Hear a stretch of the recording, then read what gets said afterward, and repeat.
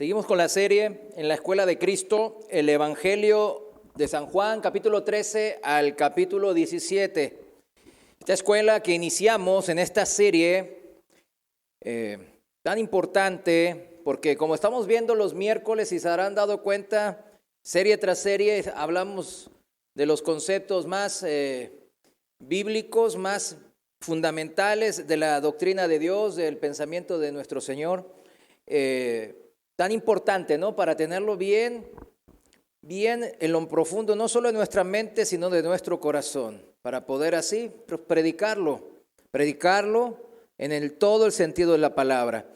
Y la prédica de hoy, la enseñanza tema 5, seguimos con el lavamiento de la regeneración, parte 2.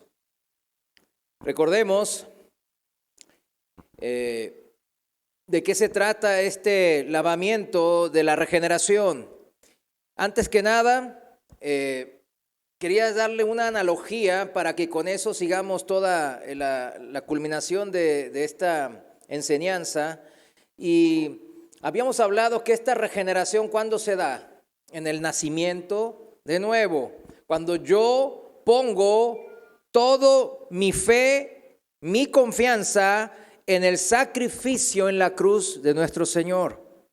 Es ahí cuando una regeneración, una nueva vida por el Espíritu de Dios es, valga la redundancia, regenerada para poder no solo ser limpios de pecado, porque la sangre de Jesucristo, su sacrificio, nos limpia de todo pecado, sino también de comenzar una nueva vida, en todo el sentido de esa palabra. Es un lavamiento de pecados por la sangre del Cordero de Dios, ahí simbolizado en el altar del templo, y nosotros en el atrio nos estamos lavando, ¿qué? Primeramente, como los sacerdotes hacían, y después vamos a explicar al final, nos bañamos todo y nos ponemos la ropa de sacerdotes, para después, cada vez que al presentarnos ante nuestro Dios, nos lavamos las manos y los pies. Así se hacía en el Antiguo Testamento, fíjense, si usted no lo sabía, después lo veremos, pero ahora nosotros tenemos que entender este tema, porque sin lavamiento de nuestros pecados, obviamente no hay regeneración. Tenemos que poner nuestra confianza en aquel sacrificio en el altar que hizo en el monte del Calvario el Señor. Y después la regeneración, este lavamiento completo, de una vez y por todas, va a empezar a generar una nueva vida, la posibilidad de una nueva vida. El pasaje principal de hoy, seguimos en el capítulo 13 del Evangelio de Juan. Nomás le voy a leer el versículo 10.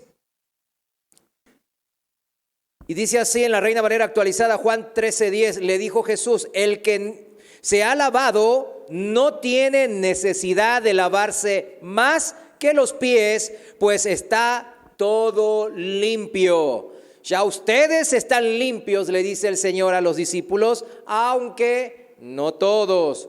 El Señor Jesús quiso inculcar así la necesidad de la limpieza moral, espiritual, mediante esta parábola, que es una parábola que él mismo la puso en escena en el aposento alto, el acto de lavar los pies a los discípulos. Y en respuesta a eso mismo salió, y Pedro hizo un comentario en el cual nuestro Señor Jesús iba a establecer un principio básico de la limpieza espiritual, cuyo significado es: el que está lavado no necesita sino lavarse los pies, pues está todo limpio.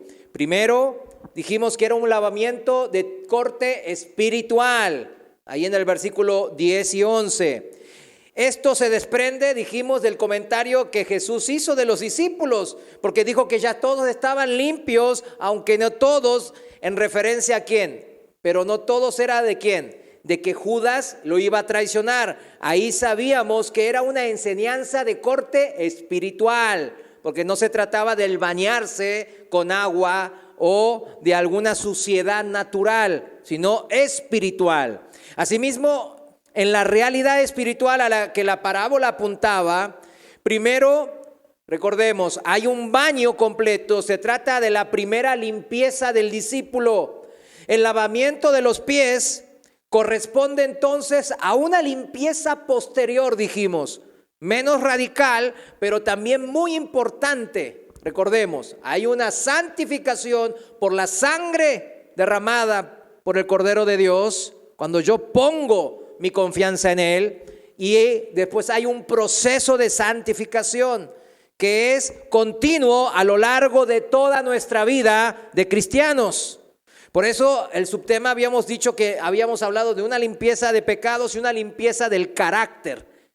Los habíamos discernido de esa manera para entenderlo y más fácil. La limpieza de pecados es el lavamiento inicial que genera la regeneración del Espíritu Santo, ese baño total, porque en el momento del arrepentimiento y poner mi fe en la sangre de Cristo sería más que suficiente para limpiar nuestra conciencia, mi conciencia, de la culpa del pecado.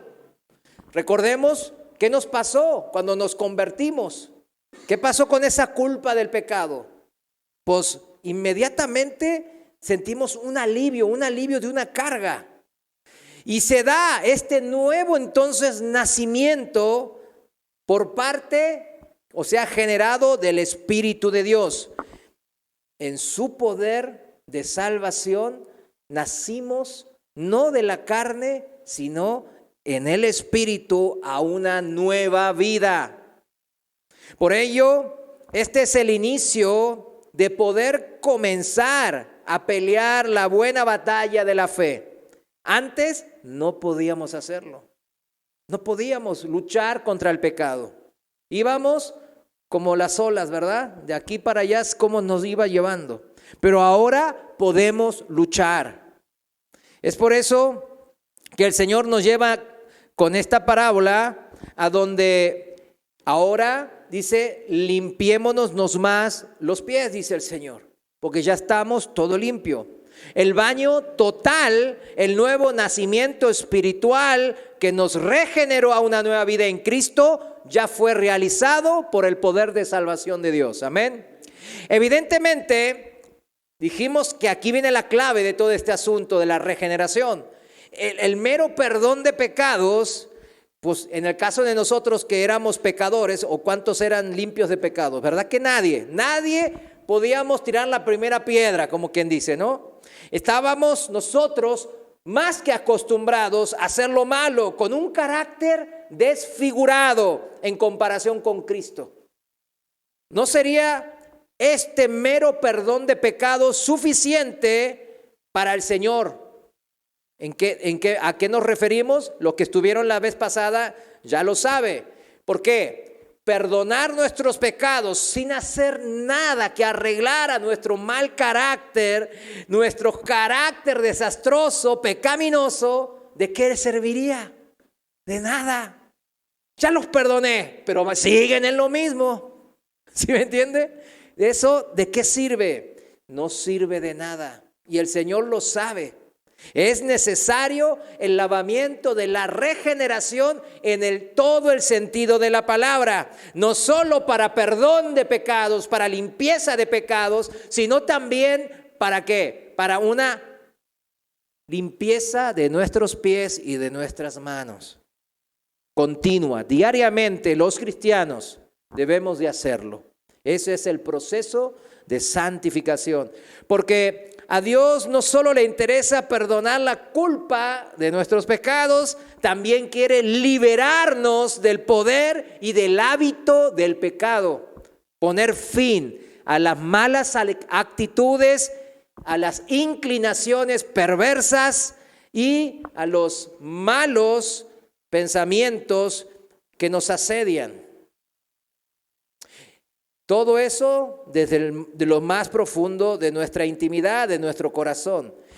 Entonces, dicho de otra manera, no solo el Señor quiere borrar los resultados del pecado, sino también acabar con las causas.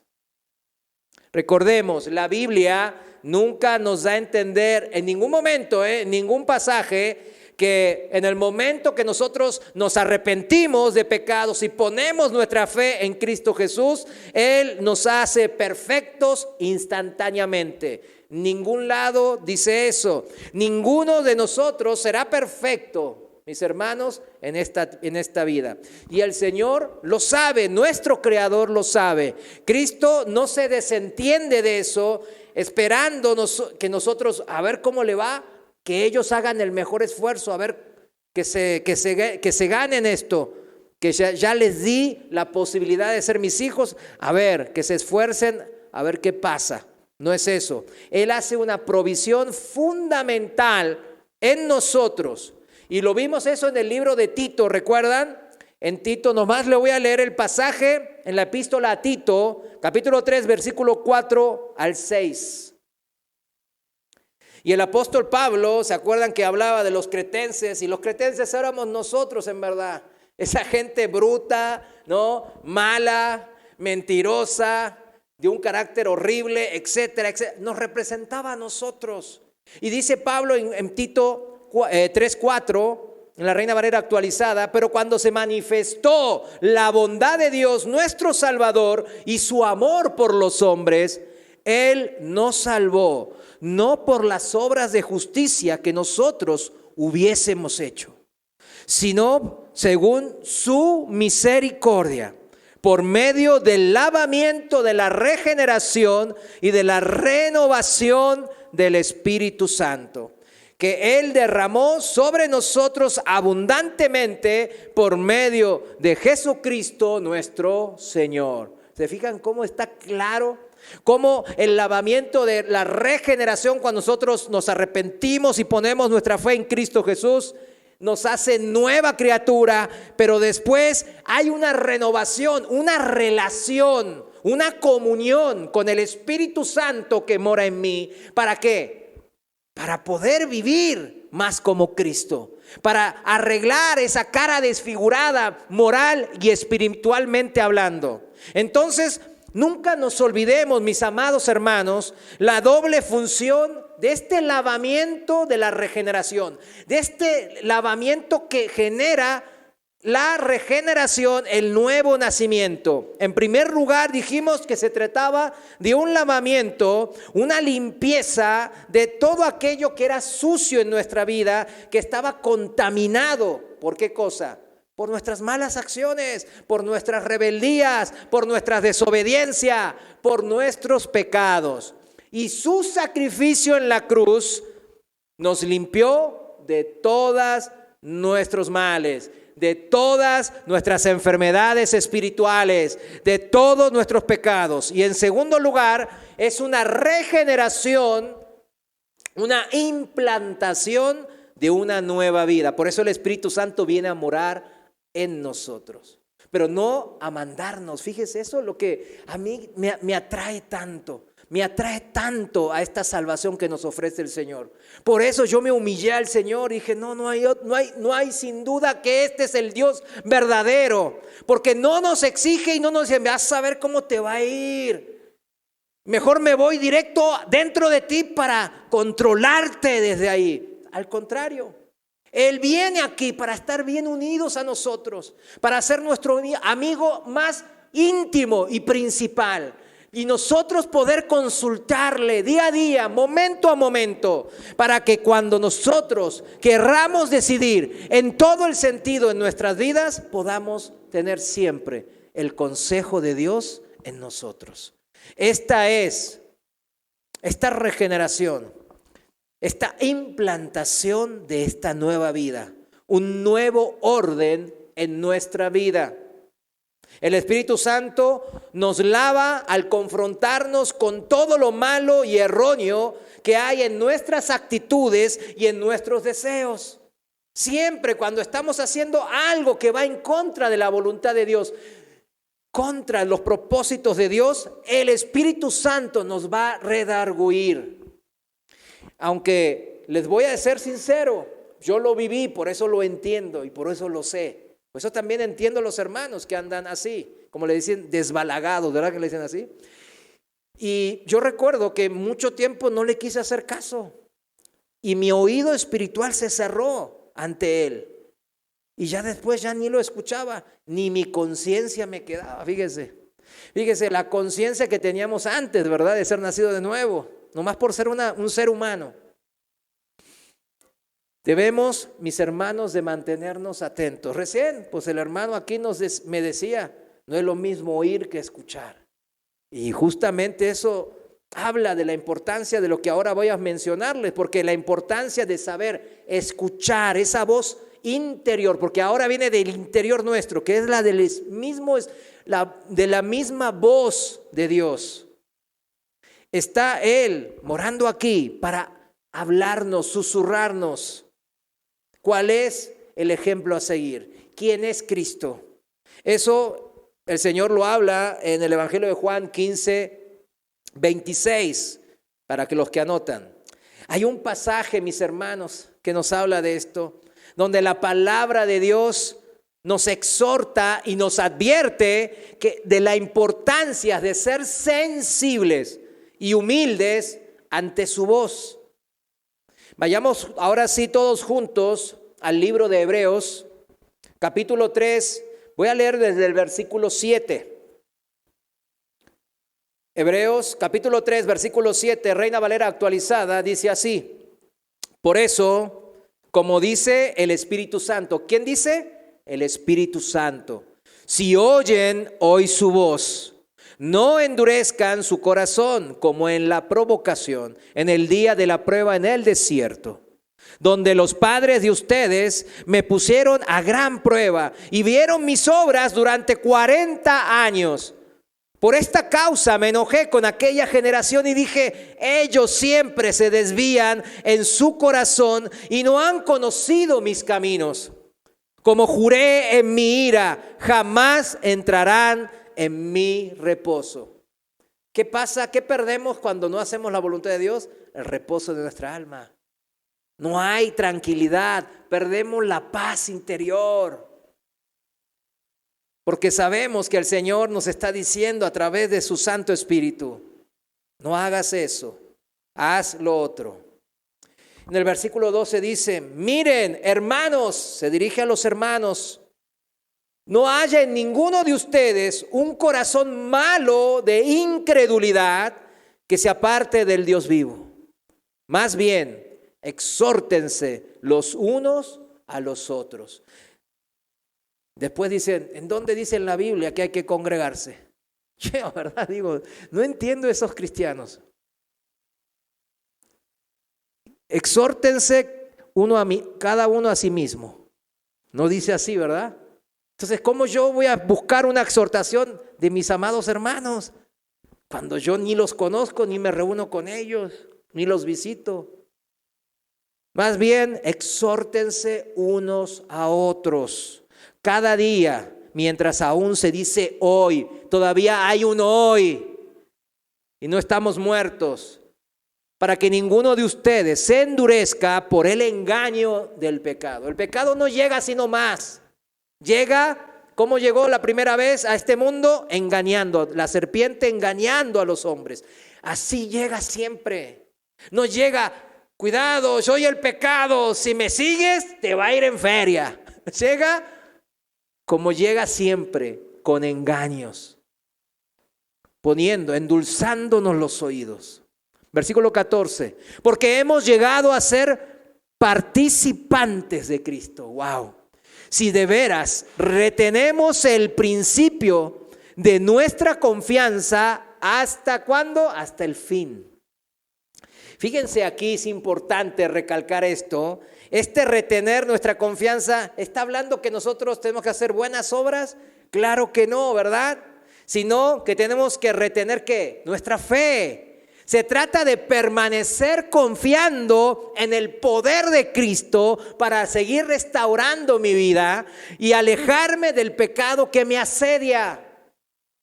Vivir por fe no es hacer obras, vivir por fe es confiar en la capacidad de Dios de poder salvarme y renovarme diariamente. En su poder yo me renuevo.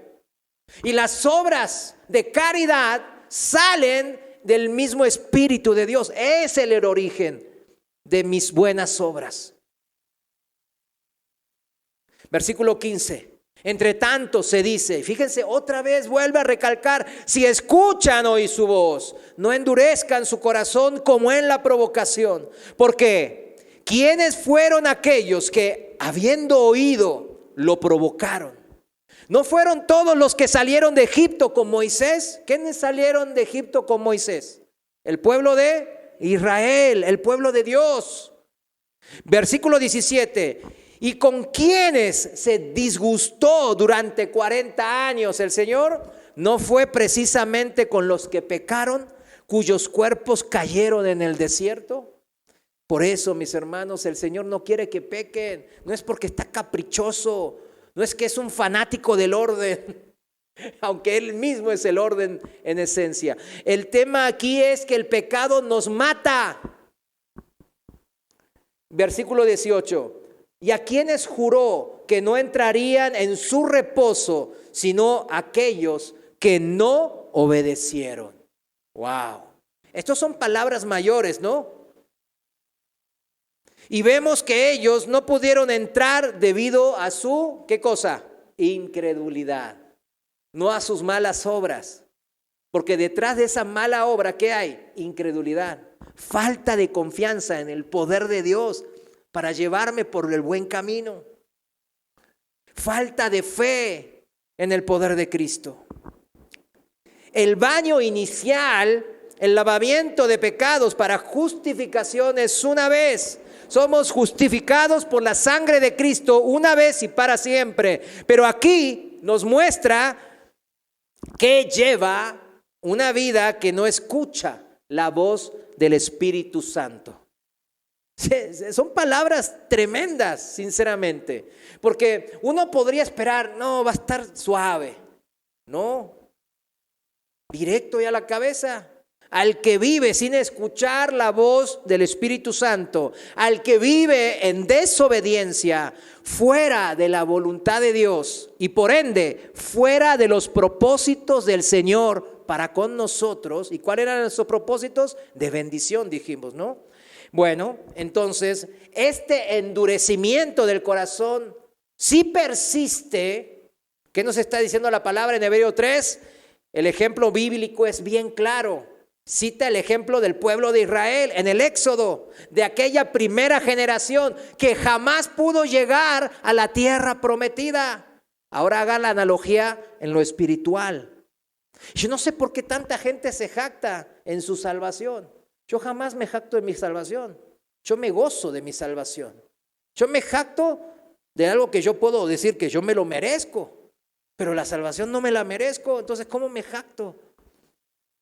Hay mucha gente que se jacta de, yo soy salvo, y ellos no son elegidos y ellos se irán a achicharrar al infierno. Y hasta parece que se ríen de eso. Yo no entiendo. Me da dolor que hermanos en Cristo hablen de esa manera. ¿Qué significa esta analogía? Usted interprétala, mi amado hermano y hermana. Puede haber miembros en la iglesia que queden también tendidos en el desierto.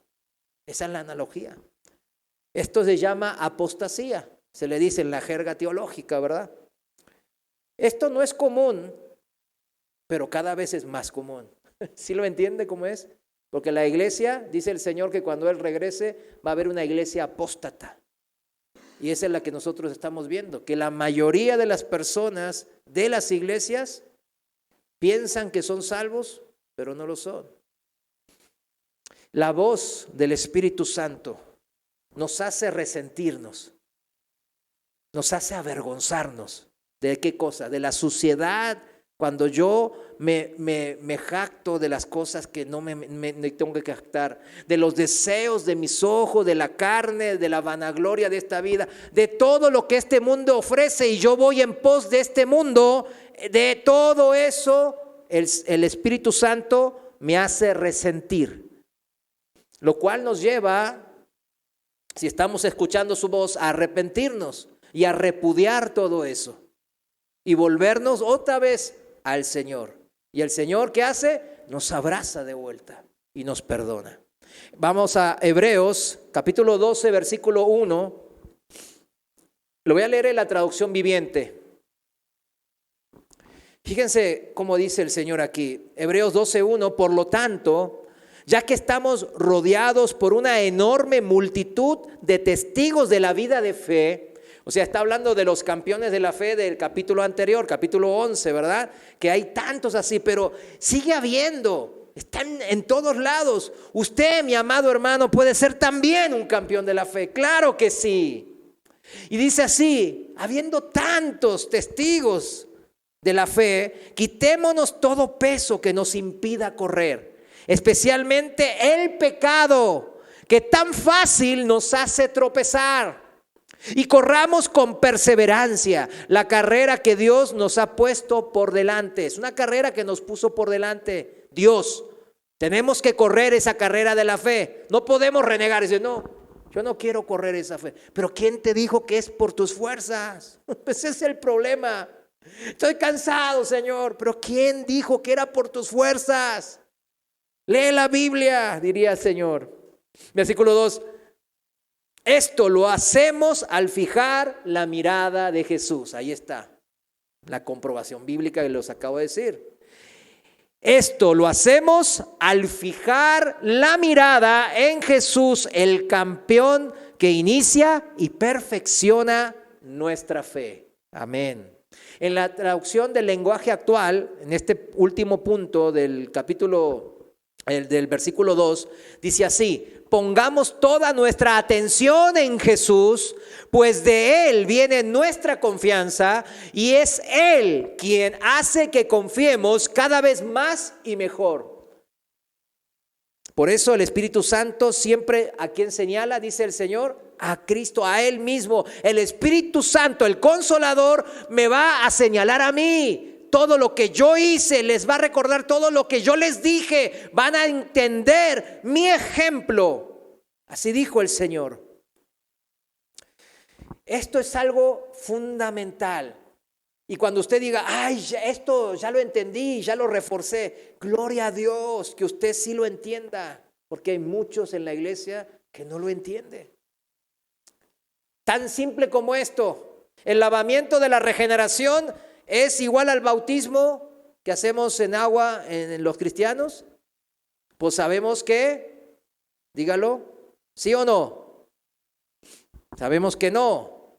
Debemos de tener muy claro que el lavamiento de la regeneración, este baño inicial que se efectúa de una vez por todas, no es el bautismo cristiano en agua. No se efectúa este bautismo cuando me bautizan en la iglesia, por muy importante que sea este acto simbólico. No obra poder ni magia alguna en el agua del bautismo. Es un símbolo y nada más. Si lo entendemos nosotros los que estamos hoy aquí, había algunos judíos, fíjense, hasta había judíos contemporáneos que no eran cristianos, estoy hablando que habían comprendido esto ya en los tiempos de Jesús. El gran historiador judío, que no era cristiano, repito, Josefo, lo habrán escuchado algunos, él nació en el año 37 después de Cristo. Era hijo de sacerdote judío. No obstante, fue uno de los el más grande historiador de esa época, ¿no? No obstante, él al referirse al Juan el Bautista, a quien él consideraba un profeta de Dios, ¿no? Comenta que para que este rito simbólico, o sea, el que hacía Juan, bautizaba en el agua, ¿verdad?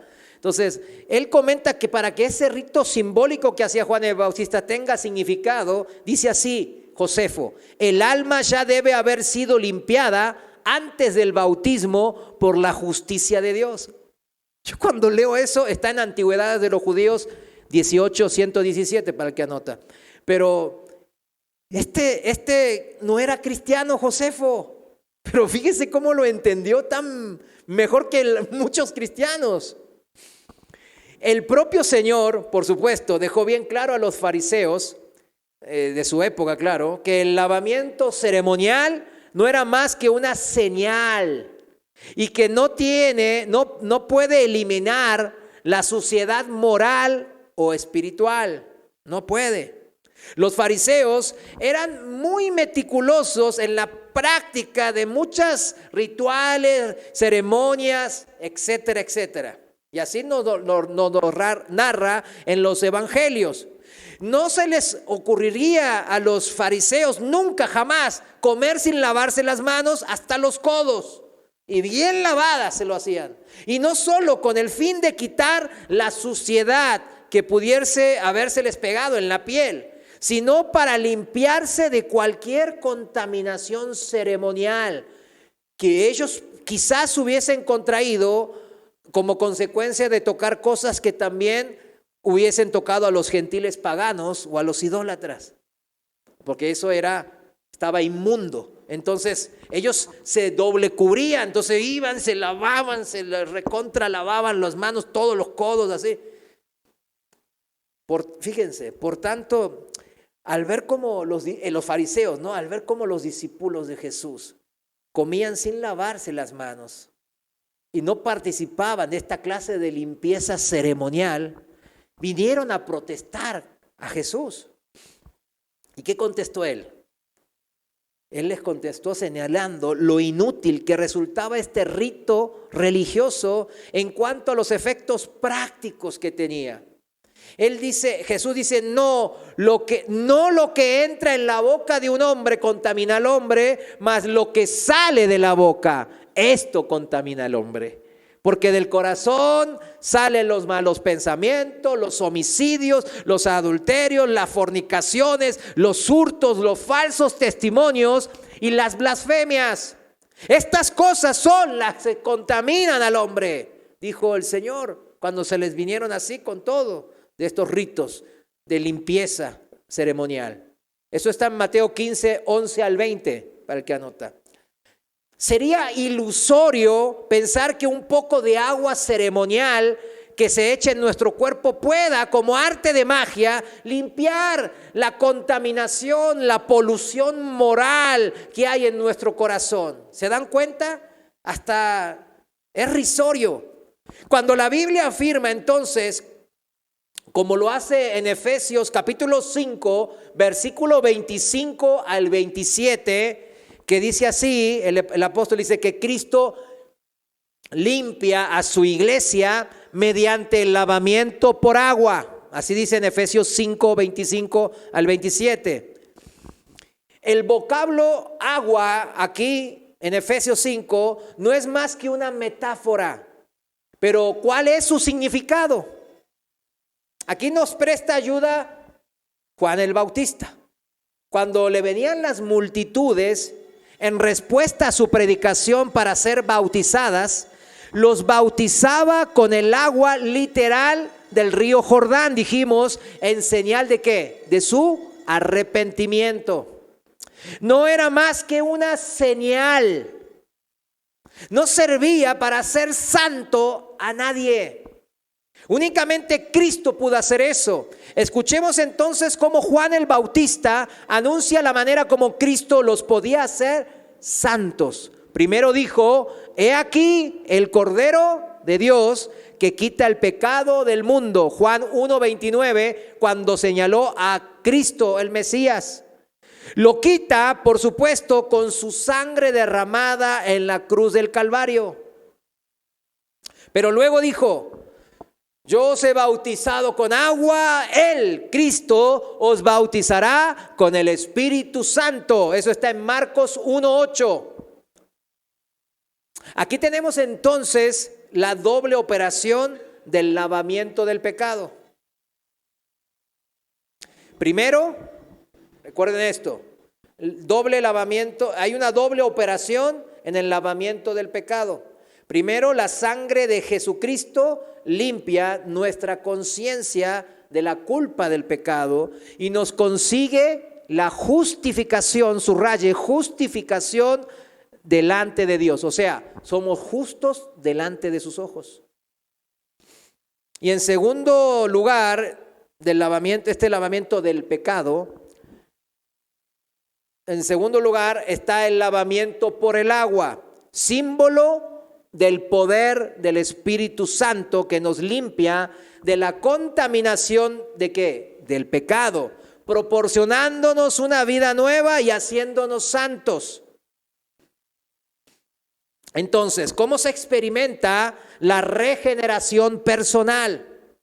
Si el lavamiento de la regeneración no se efectúa a través del bautismo, como dijimos, ¿cómo se efectúa? Miremos la manera de cómo lo entendía el apóstol Pedro. Cuando Cristo se prepara para lavarle los pies, Pedro lo objetó, dijo, no, a mí no me lava los pies, nada. Entonces, luego se fue al otro extremo cuando el Señor le dijo, no, si no tienes nada que ver conmigo. Entonces, no, lávame todo, de los pies a la cabeza. Evidentemente, Pedro no comprendía en ese momento, ¿no? Pero el Señor no se desesperó. Ahí mismo en Juan 13:7 dice, lo que yo hago tú no lo comprendes ahora, mas después lo comprenderás, le dice Jesús a Pedro. Y en efecto, después del día de Pentecostés, Pedro llegó a comprenderlo perfectamente. Como dirían en México, les cayó el 20. Por ejemplo, una vez él fue enviado a predicar el evangelio a unos cuantos gentiles. Mientras estos gentiles escuchaban su predicación, creyeron, recibieron el Espíritu Santo y por este motivo fueron bautizados. Eso está en Hechos capítulo 10, lo que pasó en la casa de Cornelio, el centurión romano. Posteriormente, Pedro tuvo que explicar esto que hizo él, porque según los ojos de los primeros cristianos, muchos estaban muy judaizantes, ¿verdad? Y todavía no sabían discernir y separar las antiguas tradiciones judías. Y decían, eso es una abominación, no puedes entrar a la casa de ellos, encima bautizarlos, ¿cómo que haces eso? Y Pedro les explica a los apóstoles y a los ancianos cómo había sucedido esta limpieza de los gentiles. Y les dice, vayamos ahora a Hechos capítulo 15, versículo 8 y 9, en la Reina Valera actualizada. Hechos 15:8, aquí en el primer concilio de la iglesia en Jerusalén. Y dice así, y Dios que conoce los corazones, dio testimonio a favor de ellos, o sea, de estos gentiles, de la casa de Cornelio, al darles el Espíritu Santo igual que a nosotros. Y no hizo ninguna diferencia entre nosotros y ellos, ya que purificó por la fe sus corazones. Qué bonito, ¿verdad? O sea, está increíble, está fácil de entender. El problema es que nosotros no leemos. La fe personal en Jesús es la condición indispensable del lavamiento de la regeneración. La fe personal, o sea, propia, individual, mía, en el Señor Jesús, es la condición indispensable, indiscutible, de lavamiento de la regeneración. No hay mejor analogía que ilustrar este proceso que el Señor usó cuando habló con Nicodemo. ¿Se acuerdan? En Juan capítulo 3, cuando Nicodemo le preguntó cómo se producía el nuevo nacimiento. ¿Cómo? ¿Se dan cuenta que nosotros ahora tenemos muchísimo más conocimiento que Nicodemo y los grandes maestros de la ley? Que los primeros apóstoles cristianos que estaban en el primer concilio de Jerusalén, que no entendían todavía esto. Fíjense, lo acabamos de leer. Y decimos, Señor, gracias, porque tu revelación se ha ampliado, como Él también lo profetizó, ¿verdad? Que se iba, cuando se acercara el fin del tiempo, la revelación de Dios se iba a ampliar y muchas cosas se iban a comprender que no se comprendían antes, porque no eran los tiempos. Mas sin embargo nosotros, gente común, no somos ni apóstoles, ni grandes ancianos en la iglesia de Jerusalén, ni éramos como Nicodemo, el gran erudito y el maestro de Israel como era en esa época. Y entendemos esto del nacimiento de nuevo. Pero el Señor lo explica aquí bien claro. Eso está en Juan capítulo 3, versículo 9 al 16. Juan 3, 9 al 16 está el cómo, explica el Señor, se produce este nuevo nacimiento, esta regeneración. Fíjense, los antepasados de Nicodemo, los hebreos, pecaron contra Dios de una manera tan grave que Dios, en su justicia, envió una plaga de serpientes venenosas. Muchas personas fueron mordidas y estaban muriendo. Luego Dios, en su misericordia, proveyó un medio por el que pudieron salvarse. Dijo a Moisés que hiciese una serpiente de bronce y que la colocase encima de un poste, anunciando que cualquiera que fijase la mirada en la serpiente no moriría, sino que tendría una vida nueva. Muchos lo hicieron y descubrieron que era cierto. Se trata de una fe puesta en práctica. Eso está en Números capítulo 21, versículos 4 al 9. Números 21, versículos 4 al 9. O sea, ¿de qué se trata esto? Que es un ejercicio que hizo el Señor de fe práctica, llevado a la práctica. No obstante, debió de parecerles extraño que esta nueva vida viniese solo por mirar una serpiente de bronce. ¿Verdad que sí? Yo no sé cómo hubiese reaccionado,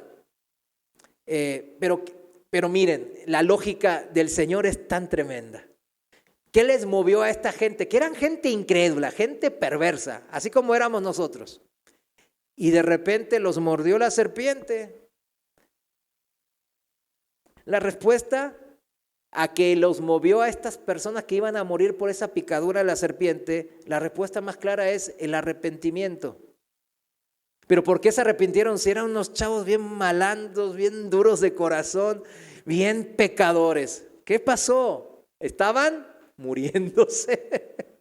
Estaban muriéndose como consecuencia del juicio de Dios, de su condena.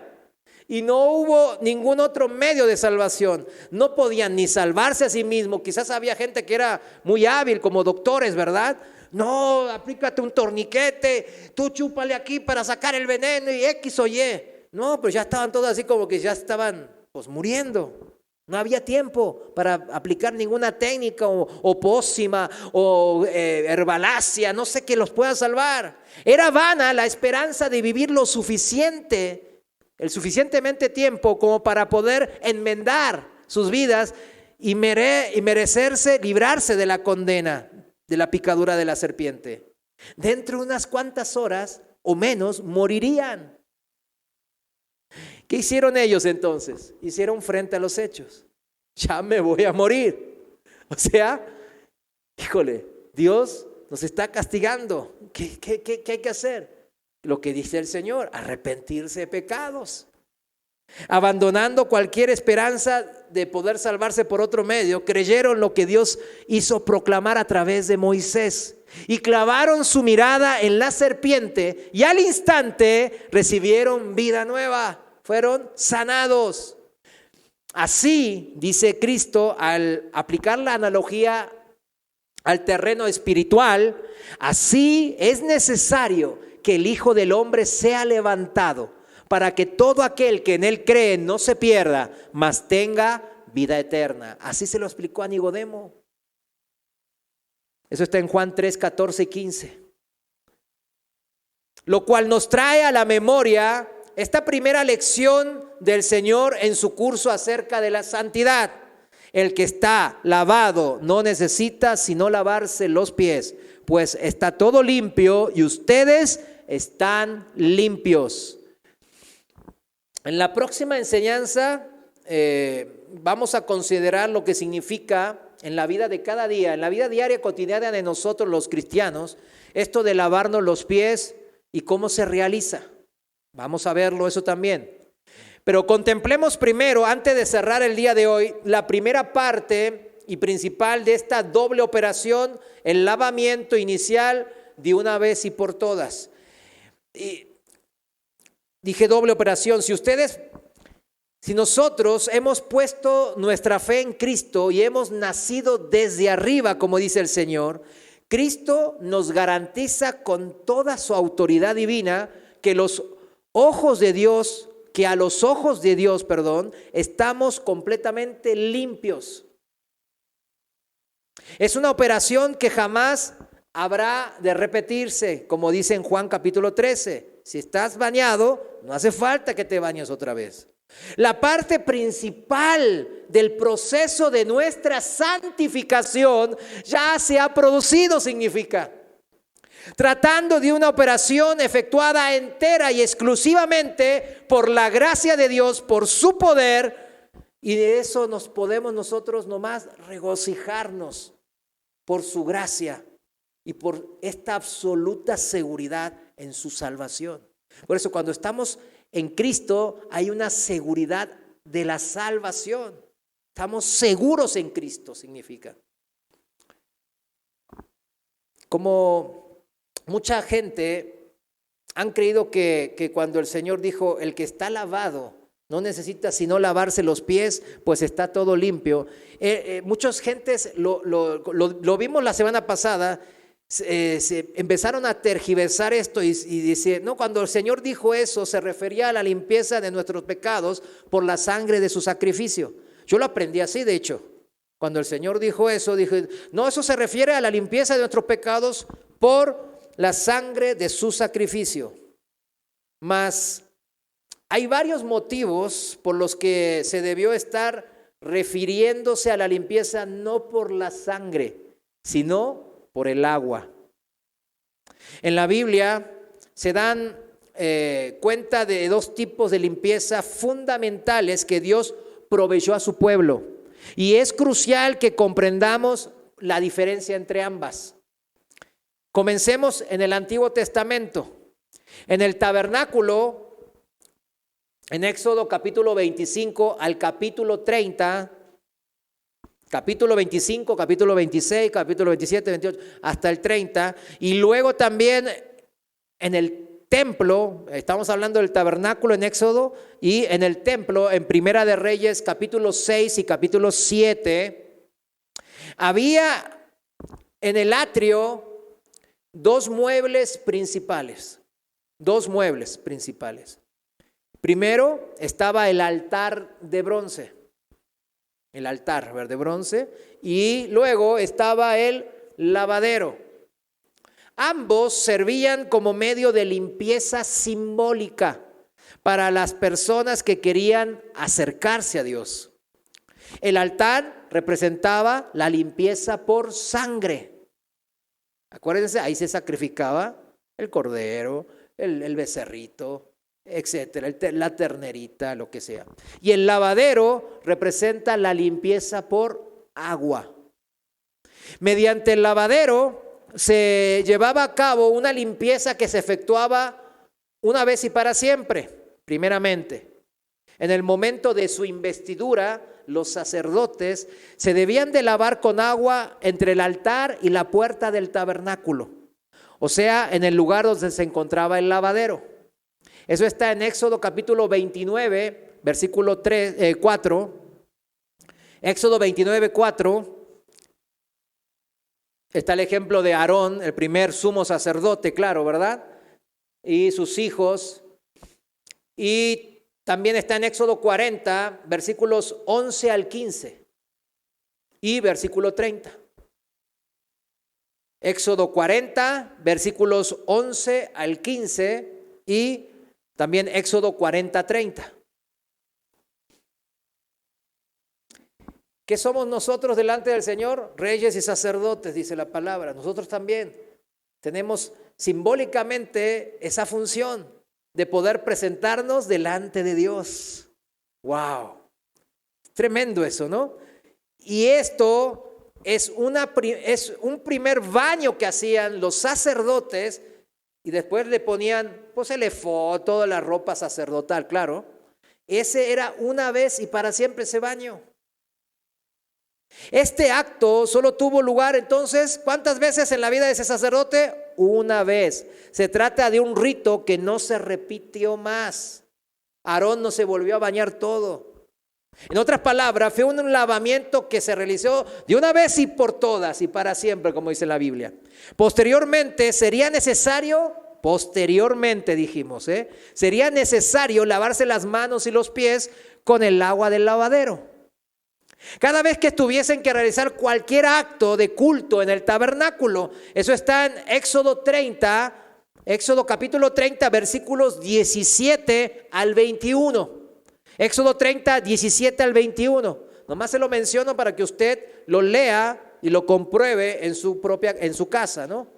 Por cuestiones de tiempo vamos a seguirle, ya vamos terminando. Asimismo, fíjense bien, el Nuevo Testamento trata tanto de la limpieza por sangre como por el lavamiento por agua. Juan, el apóstol, por ejemplo, en su primera epístola afirma que la sangre de Jesucristo, su Hijo, nos limpia de todo pecado. Primera de Juan 1:7. Por un lado está eso, y Pablo, el apóstol, por otro lado explica en Efesios 5, así como Cristo amó a la iglesia y se entregó a sí mismo por ella para santificarla, habiéndola purificado en el lavamiento del agua por la palabra, a fin de presentársela a sí mismo una iglesia gloriosa, que no tuviese mancha, ni arruga, ni cosa semejante, sino que fuese santa y sin mancha. Efesios 5, 25 al 27. Son pasajes fundamentales que hablan de nuestra nueva renovación, mis hermanos. La cuestión que nos concierne entonces es esta: ¿a cuál de los dos tipos de lavamiento se refería Cristo cuando habló de lavarse en Juan 13:10? El pasaje principal que vimos hoy y la semana pasada. ¿Cuál de estos dos tipos de lavamiento, por sangre y por agua, se refería Cristo cuando se refirió a Juan 13:10? Pues al segundo, ahora ya lo estudiamos en dos. Fíjense, el lavamiento por sangre se logra cuando nosotros lo logramos, no, es en el altar. En el altar un cordero perfecto es sacrificado por nuestros pecados. Yo no estoy en ese altar, el sacerdote no está en ese altar. ¿Sí lo entiende? El sacerdote está mirando y confiando que ese sacrificio le limpia de todo pecado. Que esa sangre que se está derramando en el altar es para limpiarme de todos los pecados. Esa es la simbología que durante todo el Antiguo Testamento hicieron de lo que iba a ser Dios mismo en la cruz del Calvario. Ahora, ¿qué hicieron los sacerdotes? Ya lo vimos recién en el Antiguo Testamento. Primero, cuando se ordenaron sacerdotes, se lavaron todo y se pusieron las ropas sacerdotales. Y después de cada vez que se presentaban ante el Señor, ¿qué hacían? Se lavaban los pies y las manos. ¿Se fijan cómo todo tiene relación? Y el Antiguo Testamento no es caduco, no dejó su vigencia, sino que nos ayuda a entender el Nuevo Testamento. Notemos entonces, en primer lugar, que fue mientras estaba realizando el acto de lavar los pies a sus discípulos, ¿en qué? En agua, que Jesús señaló que el baño de todo el cuerpo no tenía que repetirse. Se los dijo esta analogía que apuntaba a lo espiritual cuando los estaba lavando, ¿en qué? En agua a los pies. A menos que hubiesen motivos claros para pensar algo en contrario a algo, tenemos que suponer que se trataba de un baño metafórico en agua, así como el lavamiento de los pies se hacía en agua. Además, en la Biblia no hay ningún caso en el que alguien se bañe en sangre, no hay ninguno, ni literalmente, ni como parte de ritos en el templo en Israel o en ningún lado, ni metafóricamente. ¿Sí lo entiende? No hay. ¿En dónde se hacen ese tipo de cosas raras? En los satanistas, ¿verdad? ¿Se dan cuenta cómo ellos tergiversan lo de Dios y hacen todo ese tipo de ¿cómo se llama? Abominaciones frente a Dios? Los apóstoles del aposento alto que estaban ahí no tenían motivo alguno para pensar que el Señor se refería a un baño de sangre. ¿Sí me entienden? O o de tener que ser limpios por sangre. Hay un pacto de sangre. ¿Vieron los pactos de sangre? Yo me voy a cortar y no sé qué, y no sé, y yo tengo que sacrificarme. Vamos a sacrificar. ¿Qué hacen los satanistas? Sacrifican a gente. Todo lo contrario de lo que dice la palabra. Entonces, es importante entender lo que Cristo nos está diciendo de este lavamiento de la regeneración. Está apuntando al agua, lo que hacían los sacerdotes en el Antiguo Testamento. En segundo lugar, cabe fijarnos en la manera como el escritor de la carta a los Hebreos, capítulo 10, versículo 22, describe la limpieza que Dios proveyó para que pudiésemos entrar en el lugar santísimo delante de su presencia. Dice en Hebreos 10, 22, acerquémonos con corazón sincero. ¿Con qué cosa? Corazón sincero. Dios ve el corazón, en plena certidumbre, certeza, seguridad de fe. Acuérdense. Y continúa. Número 1, purificados los corazones de mala conciencia. Ese es el punto 1. Esta purificación es metafóricamente por la sangre de Jesucristo, lo que en el altar se derramó esa sangre. Si nos comparamos con un capítulo antes, en Hebreos 9:14, no lo busque, dice, cuánto más la sangre de Cristo limpiará vuestros corazones de obras muertas. ¿Sí se da a entender, no? Entonces, vuelvo a repetir, Hebreos 10:22 dice, acerquémonos con corazón sincero, en plena certidumbre de fe. Punto número 1, purificados los corazones de mala conciencia.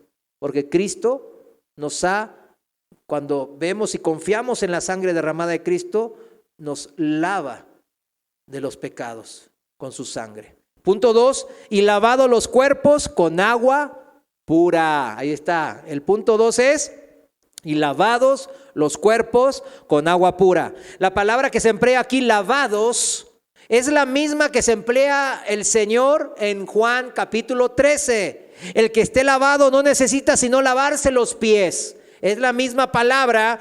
Observemos que, según dice explícitamente en Hebreos 10:22, el baño se efectuaba ¿con qué? Con agua, no con sangre.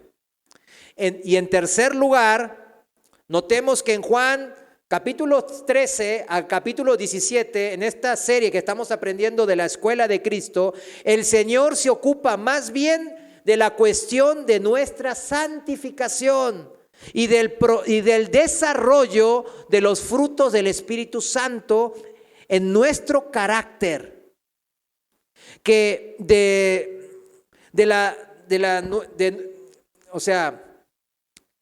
Él se centra en el proceso de santificación y que los frutos del Espíritu Santo vayan surgiendo en nuestro carácter.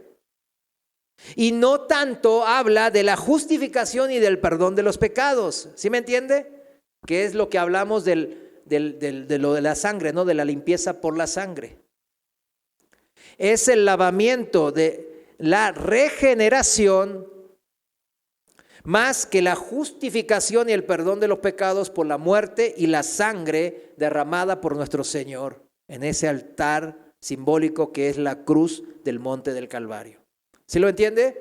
Bueno, es importante, cuando entendido todo esto, podemos darle un visto bueno y una palomita a que usted, cuando sea confrontado a esa nueva vida en Cristo, usted le va a decir, el Señor, que la sangre que derramó el Cordero de Dios, el Cordero inmolado de Dios, nuestro Señor Jesús, me limpia de todos pecados cuando yo me arrepiento de pecados y pongo mi fe en Él. Y eso produce que el Espíritu Santo venga a mi vida y no solo me limpie de la conciencia de los pecados que yo hice mal, sino que ahora me da una nueva figura, unida a su Espíritu Santo para poder vivir una vida mejor, como Dios manda, con un carácter mejor, similar y cada vez más parecido al de Cristo. ¿Cuántos decimos amén a esto? Amén. Levántese, póngase de pie y vamos a darle gracias al Señor. Señor, gracias te damos porque hoy nos sigues enseñando, nos sigues confirmando, Padre, tus bondades, de tu palabra y tus leyes, Señor, que todas sirven para edificarnos y bendecirnos en nuestras vidas. Señor, te pedimos, Padre, que estas palabras nosotros las escuchemos, Señor. Escuchemos a tu Santo Espíritu hablarnos directo a nuestro corazón y aceptemos su palabra y no nos rebelemos o hagamos oídos sordos, sino que nos humillemos ante tu palabra. Señor, quizás haya una persona que escuche esta enseñanza y no sabía de todas estas cosas, que pensaba que era cristiano, pero no lo era. Señor, redargúyelos para que tú puedas realmente transformar sus vidas. Humíllalos para arrepentimiento de corazón. Humíllalos para que ahora ya dejen de confiar en sus propias fuerzas o en el mundo, sino que ya confíen plenamente en ti, Señor, que tú eres el Dios todopoderoso, pero también eres todo amoroso y que deseas nuestra salvación. Nos anhelas tanto, Padre. Te damos gracias. Te anhelamos también, mi Dios. Te buscamos. Gracias, Señor. En el nombre de Jesús. Amén. Gracias, mis hermanos. Dios les bendiga.